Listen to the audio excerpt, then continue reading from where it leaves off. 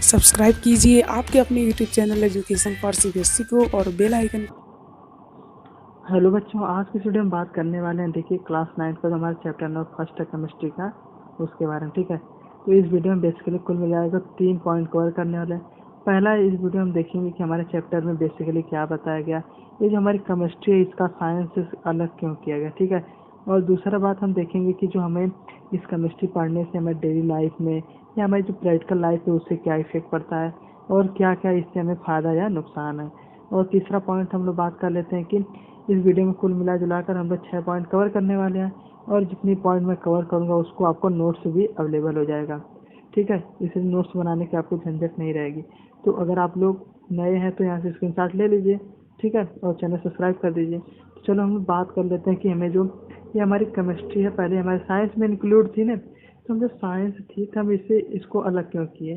ठीक है, तो देखिए हम लोग बात करें सबसे पहले इसके कितने पार्ट किए गए। इसके सब पार्ट किए गए, फिजिक्स, केमिस्ट्री और बायोलॉजी। ठीक है, तो क्यों उसका सब पार्ट किया गया, देखिए जिस तरह हम आगे बढ़ते हैं बड़े होते जाते हैं तो उसी तरह हम अपने जो हमें समझने की क्षमता रहती है और उससे रिलेटेड जैसे प्रॉब्लम सॉल्विंग इसकी डेवलप करते हैं ना, उसी प्रकार हम लोग इसको धीरे धीरे इसको अलग अलग पार्ट में तोड़ दें, 3 पार्ट में।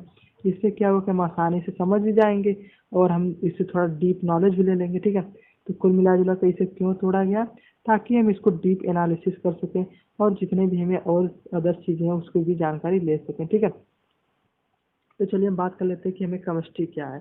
तो केमिस्ट्री बेसिकली हमारी क्या है इसके बारे में बात करते हैं। तो हमारी जो केमिस्ट्री हमें बताती है कि हमें अगर कोई सब्सटेंस दिया गया है तो उसकी केमिकल प्रॉपर्टी या उसका केमिकल नेचर क्या है। ठीक है, तो नेचर मतलब क्या होता है, स्वभाव। जैसे आप लोग कभी भी शक्कर खाए होंगे या चीनी जो होती है कैसी होती है, मीठी होती है ना, तो उसी प्रकार उसका नेचर क्या है, मीठा है। उसी प्रकार आप लोग मिर्च खाएंगे उसका स्वाद तीखा है, तो ये बेसिकली उसका नेचर होता है। तो कुल मिला जुला कर जो हमारी केमिस्ट्री है हमें बताती है कि कैसे हम बेसिकली इन्वॉल्व करते हैं थिंग्स को, कि उसकी फिजिकल एंड केमिकल प्रॉपर्टी क्या है, केमिकल कैसा है। यानी जैसे मान लो आपको कभी भी आप लोग जिनके घर में बैटरी होगी इन्वर्टर पे, उसमें तेजाब डाला जाता है ना, तो उससे हम कैसे जज करते हैं तेजाब है कि नहीं, वो सब हम प्रोसेस आगे जानेंगे। ठीक है, ये भी एक केमिस्ट्री का ही पार्ट है। तो हम बात करते हैं इसका स्कोप क्या है। ठीक, केमिस्ट्री पढ़ने से हमें जानते हैं हमारे जितने भी न्यूक्लियर बम है, न्यूक्लियर एटम है, केमिकल इंडस्ट्री है, इन सब में हमारी केमिस्ट्री बेसिकली इन्वॉल्व होती है कुल मिला जुला कर। तो हम देखिए ये जो हमारा चैप्टर पहला है इसमें हमें बताया गया कि मैटर क्या होता है। ठीक है, तो बात करते हैं मैटर हमारा क्या होता है। मैटर बेसिकली होता है कि कोई पार्टिकल। अब पार्टिकल क्या होता है, जैसे कि हम लोग जानते हैं कि मान लीजिए कोई, मान लीजिए आपको मैं एग्जाम्पल देता हूँ, ईंट जानते हैं ना आप लोग। हाँ, जो हमारा ब्रिक्स होता है किस चीज़ का बना होता है, मिट्टी का बना होता है, हीट इसमें इन्वॉल्व होती है।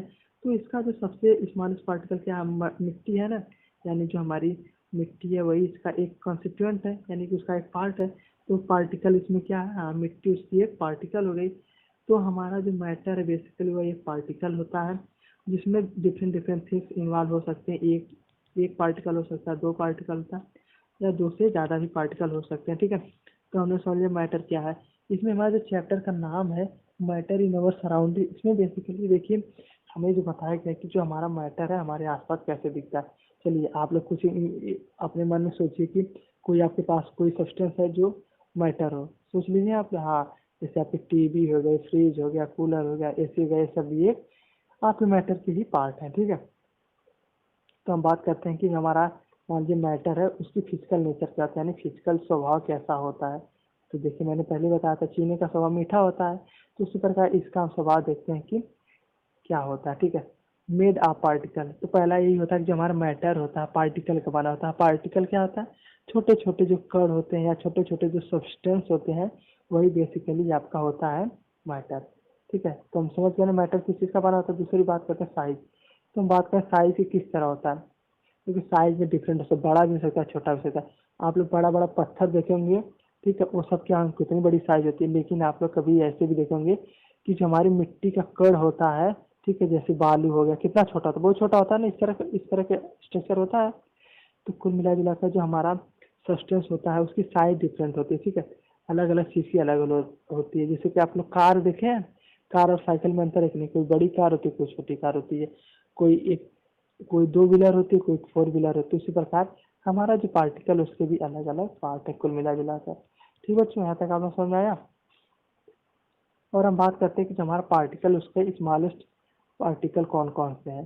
तो हमारे दो तीन तरीके के बेसिकली पार्टिकल, पहला है इलेक्ट्रॉन। ये सब चीज़ें आप लोग को थोड़ा सा दिमाग में रख लीजिए, बाकी हम लोग बाद में पढ़ेंगे। इलेक्ट्रॉन होता है, आपका प्रोटॉन होता है और न्यूट्रॉन होता है, ठीक है। इन ये हमारे पार्टिकल के अंदर पाए जाते हैं। इसके बारे में आप लोग को इतना जानकारी नहीं रहनी है, लेकिन आप लोग एक बार नाम सुन लीजिए कौन कौन सा था। इलेक्ट्रॉन, प्रोटॉन और न्यूट्रॉन। चलिए एक बार आप लोग बोलिए।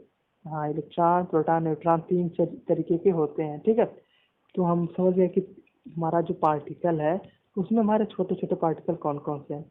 फोर्थ पॉइंट में बात करते हैं, क्या इसमें स्पेस होता है? बिल्कुल होता है। कैसे? देखिए, मैं डेली लाइफ एग्जाम्पल के बारे में बताता हूँ। आप लोगों ने चाक देखा है ना? जो तो इस चाक में जब पानी डालते हैं तो पानी सूख जाता है। पानी जाता कहाँ है? पानी बेसिकली उसके जो अंदर जो छोटे छोटे, अगर आप पाइप में सब लगा देंगे, छोटे छोटे उसमें होल होते हैं, उसी में जाकर पानी एडजस्ट हो जाता है। तो कुल मिला जुलाकर पार्टिकल कोई भी सब्सटेंस हो, उसके अंदर क्या होता है? गैप होता है। कैसे हमने जाना? हाँ, हमने चाक के एग्जाम्पल से जाना कि चाक के अंदर क्या हो जाता है। हम देखते हैं तो छोटे छोटे पार्टिकल हो ही जाते हैं चाक के अंदर, तो उसे मर्ज हो जाता है या उसे मिल जाता है। और हम बात करते हैं कि मोशन इन देम, तो बात करते क्या उसमें मोशन होता है?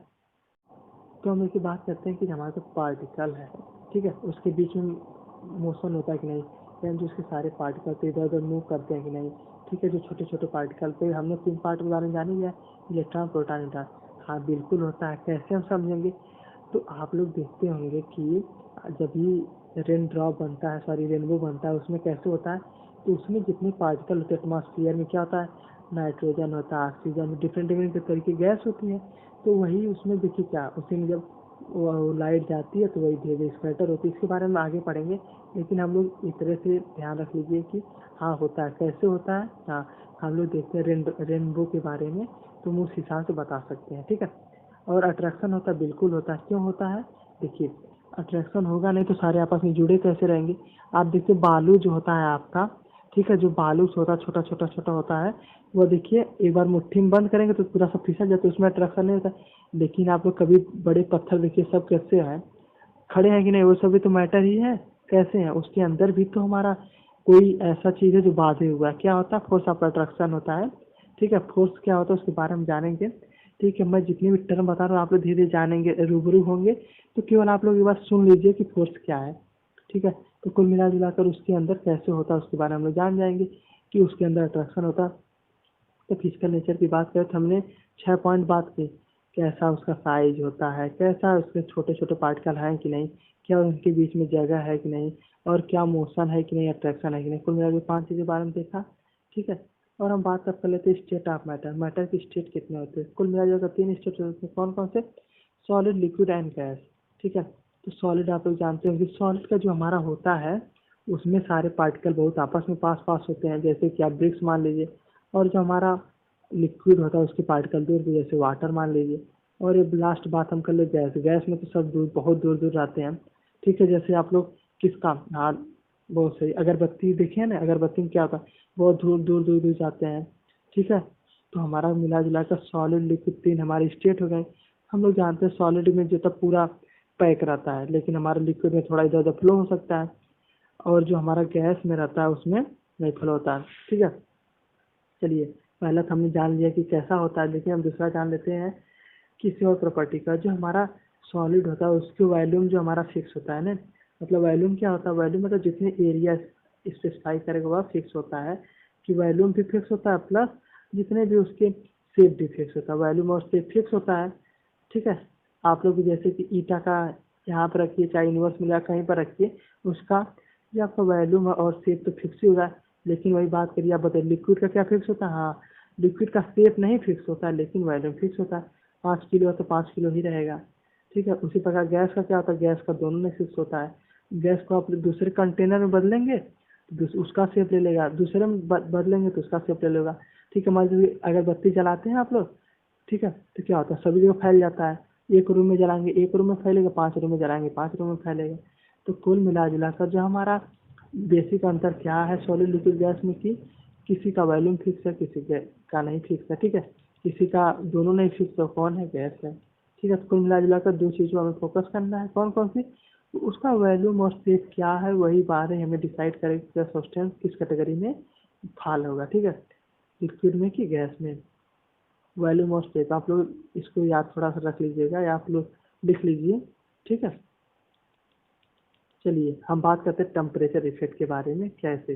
तो हम लोग इसको एनसीईआरटी में हमें एक टेबल दिया उसके बारे में समझते हैं, ठीक है। तो हम आगे समझते हैं जो हमारा डिफरेंट इंटर कन्वर्जन यानी टेम्परेचर के इफेक्ट से क्या प्रभाव होता है, ठीक है। तो मैं सबसे पहले आप लोगों को एग्जांपल के थ्रू बताता हूँ कि टेम्परेचर का क्या प्रभाव होता है।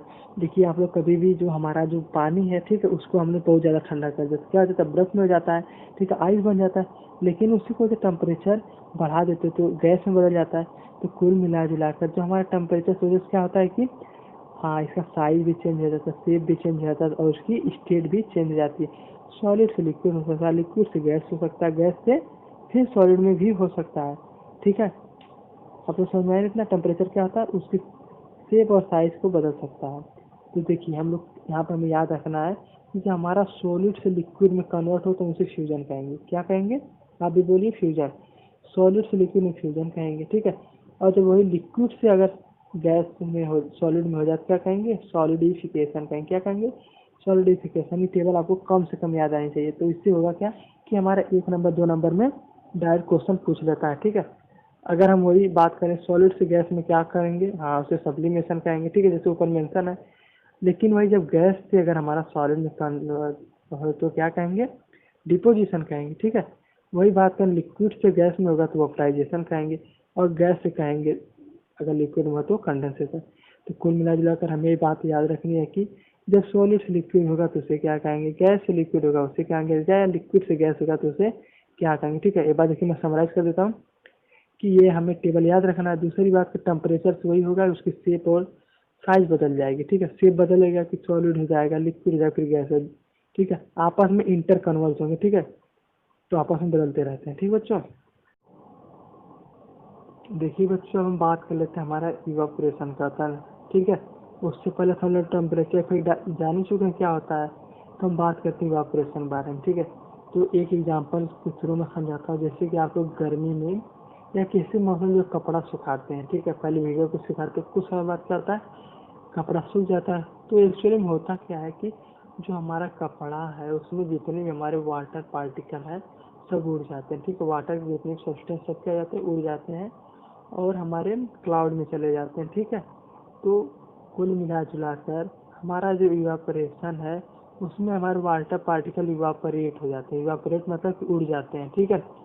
अगर कोई प्रोसेस में हमारा पानी है या कोई वाटर ड्रॉपलेट है या कोई हमारा केमिकल ऐसा सब्सटेंस है जो उड़ जाए तो हम क्या कहते हैं, उसे इवापोरेट हो जाते हैं, ठीक है। इवापोरेट मतलब क्या कि उस पार्टिकल का उस जगह से हट जाना। तो हमारे इवापोरेशन तो हो ही क्या। तो हमारे इवापोरेशन किस बातों पर डिपेंड करता है उसके बारे में देखते हैं, ठीक है। तो पहला इस पर डिपेंड करता है सरफेस एरिया, यानी कि जितना ज़्यादा सरफेस एरिया होगा उतना ज़्यादा आपका इवापोरेशन होगा। कैसे? जैसे आप एक बड़ी थाली में पानी रख लीजिए और एक छोटी थाली में रख के बताइए, दोनों में सेम और पानी रखे सब तो पानी किसमें पहले उड़ेगा? हाँ, आप लोग ये एक्सपेरिमेंट घर पे करके देखिएगा कि जो आपका जो बड़ी वाली थाली का होगा सारा पानी उड़ जाएगा, ठीक है। बस करके देखिएगा आप लोग। लेकिन जो छोटी थाली करेगा वो धीरे धीरे उड़ेगा। तो आप लोग एक्सपेरिमेंट घर पर करिएगा, ठीक है बच्चों। और दूसरा बात है टेम्परेचर, यानी देखिए गर्मी के मौसम में कौन किसमें पहले उड़ेगा, तब भी बड़े वाले में उड़ेगा, ठीक है। यानी टेम्परेचर जितना ज़्यादा रहेगा उतना जल्दी हमारा पानी इवापोरेट होकर उड़ जाएगा, ठीक है। जैसे इवापोरेट मतलब बेसिकली आप लोग समझ लीजिए नदी तालाब का जो पानी सूखता है यही बेसिकली इवापोरेशन ही होता है, ठीक है। और दूसरा बात है विंड स्पीड के बारे में। तो गर्मी में हम जो जानते हैं कि हमारा कपड़ा कितना जल्दी सूख जाता है, जब हवा तेज से चलती है, लू टाइप चलती है, तो उसमें भी हमारा सूख जाता है। और जो आदमी होता है उसको डिहाइड्रेशन भी इसी वजह से होता है, यानी मतलब जो उल्टी होती है या मतलब किसी को लू लग जाती है वही बेसिकली विंड स्पीड के कारण होता है। क्यों? क्योंकि विंड स्पीड तो बढ़ती रहती है, उसके साथ टेम्परेचर भी आ जाता है, तो उससे मनुष्य को या किसी व्यक्ति को लू लग जाती है, ठीक है। उसे हम लू कहते हैं, ठीक है। और बात करें ह्यूमिडिटी के, यूनिवर्सली ह्यूमिडिटी के, अगर जितनी ज़्यादा ह्यूमिडिटी होगी उतना कम होगा। अब ऐसा क्यों? बरसात के मौसम में आपने कभी कपड़ा सुखाया होगा तो सबसे लेट में सूखता, क्यों बताइए बच्चों? क्यों? क्योंकि वहाँ पर वाटर पार्टिकल पहले से मौजूद है। तो जितने वाटर पार्टिकल हमारे कपड़ा है वहाँ से जा नहीं पाएंगे। क्यों? क्योंकि आसपास तो खुद ही वाटर पार्टिकल है, जाएंगे तो जाएंगे कहाँ। तो कुल मिला जुला कर क्या हमने समझा कि हमारा जो जितनी भी ज़्यादा ह्यूमिडिटी है उससे कमी होगा। ठीक है, ये जो हमारा जो बना है, देखिए मैं एक चीज़ बताना भूल गया कि जो हमारा प्रोपोर्शनलिटी का सीन है, किस लिए यूज होता है साइन, ये बताता है कि हमारा रिलेशन कैसा है। ठीक है, जैसे मान लीजिए कि जितना ज़्यादा इवापोरेशन होगा उतना ज़्यादा सरफेस एरिया होगी। ठीक है, तो सरफेस एरिया का अगर डायरेक्टली प्रोपोर्शनल, तो इसका मतलब कहते हैं, इसको हम बोलते हैं प्रोपोर्शनल। क्या बोलते हैं? प्रोपोर्शनल। आप भी बोल लीजिएगा।